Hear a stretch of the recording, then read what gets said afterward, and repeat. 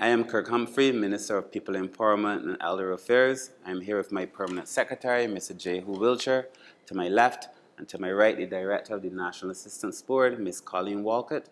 And these are our main takeaways from the estimates. I want to begin by thanking the staff in the Ministry of People Empowerment and Elder Affairs for their contributions in the well of Parliament.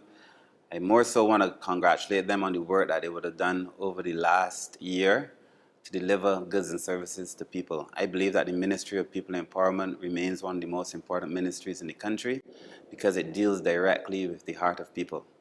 And if we get this ministry right, then we will begin to see a real transformation in the country.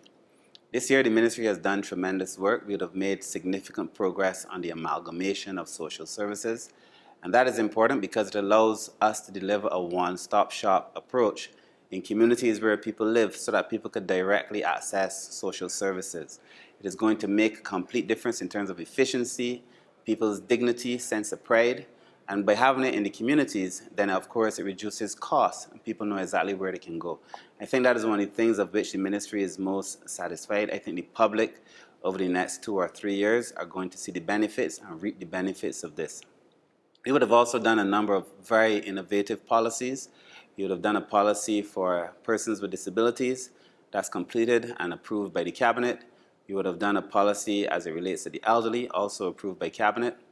The policy for persons who are homeless is to be brought to Cabinet by April or May, and then we're finalizing the policy on gender.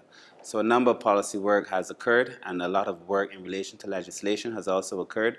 We finished the Child Protection Bill. Hopefully it will be back on the floor in Parliament very soon. We would have done the drafting instructions for disabilities and just completed the drafting instructions for elderly. So there's a number of work in terms of the legislative architecture of the ministry that has also been done, of which I'm very proud. The work as it pertains to the elderly, by building out the facilities and renovating Lancaster, renovations of the Vauxhall Senior Citizens Village, the work that we're going to do going forward to build a facility in every community, in every parish is important. Because what does it say? The data says. The data says right now that 1 in every 5 Barbadians is over the age of just 65 and 1 in every 4 over the age of 60. And that tells us that we're having an aging population and that there are some changes that we have to make in relation to how we offer policy, the plans that we have in place, offering the elderly as a society and an economy to be able to make meaningful decisions.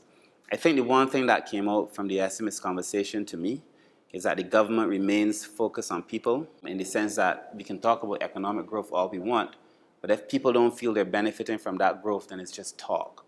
And therefore, the work that we're doing to ensure that that growth is sustainable, that growth is inclusive, and that any prosperity includes everybody is also important.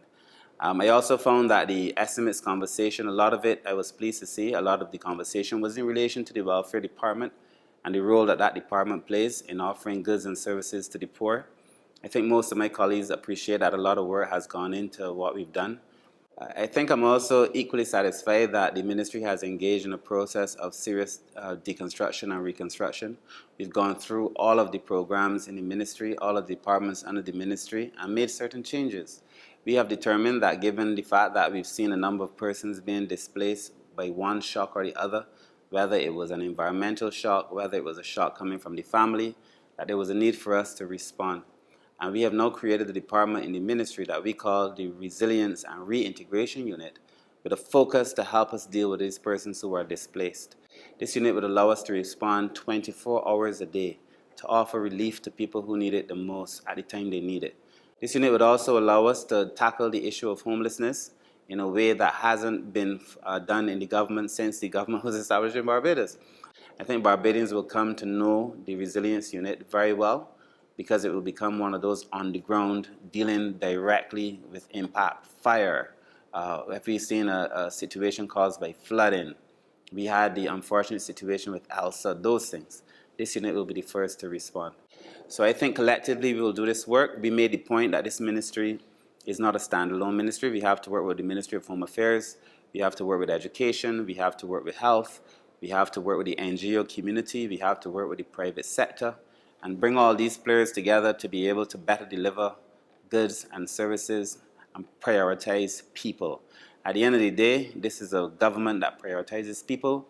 The estimates in terms of the increase in every single department will show that this is a government that has prioritized people. So those are my major takeaways coming out of the estimates, and I look forward to us being able to implement some of this great work that we've started.